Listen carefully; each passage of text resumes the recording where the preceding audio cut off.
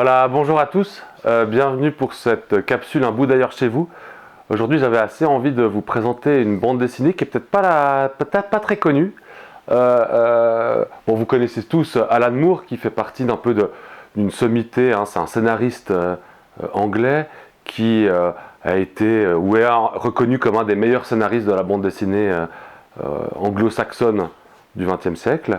On lui doit par exemple Watchmen, que vous connaissez sûrement, hein, peut-être que vous avez vu le film. La bande dessinée est autrement plus complexe, ambitieuse et aussi critique, aussi révoltée quelque part. Le film est un petit peu adouci par rapport à ça.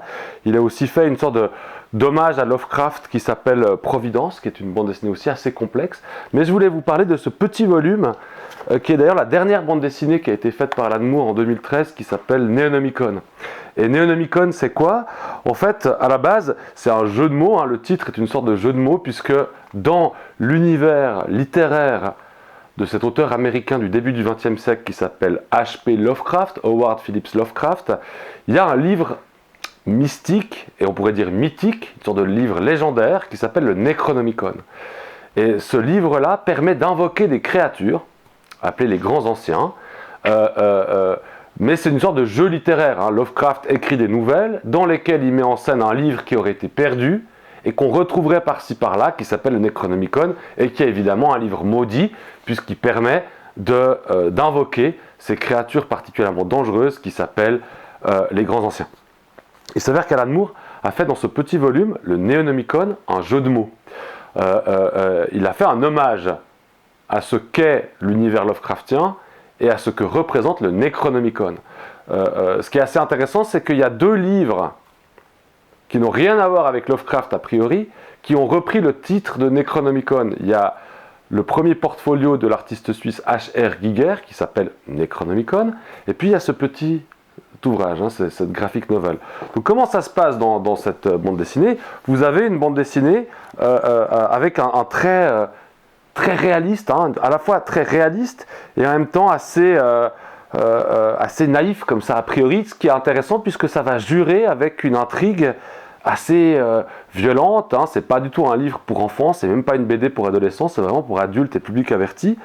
C'est une bande dessinée qui va nous raconter ou qui prend place au XXe siècle à Providence, c'est une sorte de suite de la bande dessinée Providence, et qui va nous raconter les aventures d'un inspecteur qui cherche en fait à collecter un ensemble d'indices lui permettant de comprendre ce qui se passe. Ce qui est intéressant avec cette intrigue, c'est qu'elle ressemble aux nouvelles Lovecraftiennes. Les nouvelles Lovecraftiennes sont toujours des nouvelles dans lesquelles une sorte d'inspecteur, en général un scientifique, va devoir collecter des nouvelles pour trouver l'issue, et au bout de sa quête, il va finalement découvrir les grands anciens et devenir fou. Ce qui est intéressant avec Neonomicon d'Alan Moore, c'est qu'à la fois on va avoir un hommage à Lovecraft, on a une bande dessinée qu'on appelle autoréflexive, c'est-à-dire qu'elle réfléchit au médium lui-même. C'est ce qui fait que dans Neonomicon, on va trouver des séquences, j'essaie de la retrouver ici, où on va voir se diffracter la bande dessinée, des cases dans des cases dans des cases. On va voir même apparaître Lovecraft lui-même, hein, qui devient un des personnages de l'intrigue. Et ça, c'est quelque chose qui a une des spécificités d'Alan Moore, hein. Il passe son temps à mettre en scène la bande dessinée elle-même, voire des personnages réels dans sa bande dessinée qui deviennent donc des sortes de personnages fictionnels. Et l'idée de Neonomicon, c'est donc une intrigue, une sorte de quête d'un personnage un peu, d'un inspecteur qui va tomber dans les bas-fonds finalement de Providence, qui va découvrir qu'il y a un culte qui est fait à ces grands anciens, ça rappelle Lovecraft, et qui va, je ne vais pas vous raconter évidemment l'ensemble de l'intrigue, mais à qui il va arriver passablement de choses, avec une quête un peu mystique. Ce qui est assez particulier, c'est justement que dans Lovecraft, dans l'univers Lovecraftien, ces grands anciens, ces créatures extraterrestres qui peuvent être invoquées par le Neonomicon, sont en fait des métaphores, des images de l'immensité du cosmos et de la petitesse humaine. Ce que va faire, et c'est là où le jeu de mots du titre prend tout son sens, Alan Moore dans Neonomicon, c'est montrer que ces grands anciens, ces créatures extraterrestres, ne représentent plus aujourd'hui, ou ne sont plus les métaphores de l'immensité cosmique, mais de ce qui dirige le cosmos selon Alan Moore. Et ce qui dirige le cosmos selon Alan Moore, c'est davantage des questions en lien avec le pouvoir, en lien avec la théorie de l'évolution le plus apte, etc. Donc soudainement, ces grands anciens vont devenir non plus des créatures morales, mais des créatures qui viennent exprimer, sous une forme autre, ce qui, selon Alan Moore, est au cœur même de l'univers, la lutte du plus fort, la procréation, le pouvoir sur autrui, etc. C'est donc une bande dessinée pour public averti, complexe, difficile, parfois aussi psychologiquement douloureuse.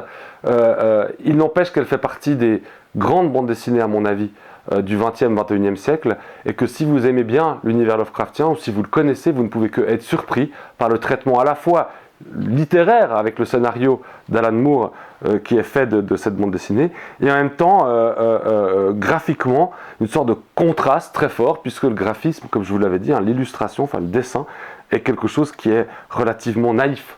Et quand je dis naïf, c'est-à-dire qu'on n'a pas une profondeur de champ très grande, on a des personnages qui semblent être un peu lisses, il y a une sorte de contraste très fort qui va se faire entre ces personnages un peu lisses et une intrigue particulièrement violente, mais en même temps bourrée de clins d'œil. Je voulais absolument vous montrer un de ces clins d'œil parce que je trouve qu'il vaut la peine, où il y a des jeux sur les cases.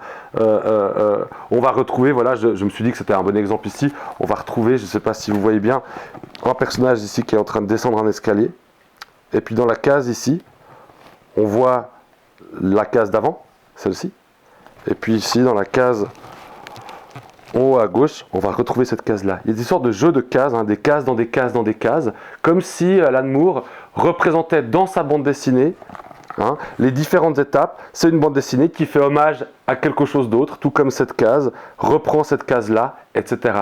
Ces jeux de mise en abîme, c'est-à-dire on met en scène. On connaît bien un crayon qui dessine un crayon qui dessine un crayon. Ici, on a une case qui met en scène une case, mettant en même temps en scène une case. Et puis évidemment, au bout de course, ce qu'il y a tout derrière, c'est l'univers Lovecraftien, qui est à la fois complètement non dit, indicible, en arrière-fond de cette bande dessinée, mais en même temps au cœur même de chacune des pages de la bande dessinée, puisque c'est l'univers qui irrigue le travail d'Alan Moore. Néonomicon, un ouvrage peu connu, une lecture complexe, exigeante, mais magnifique.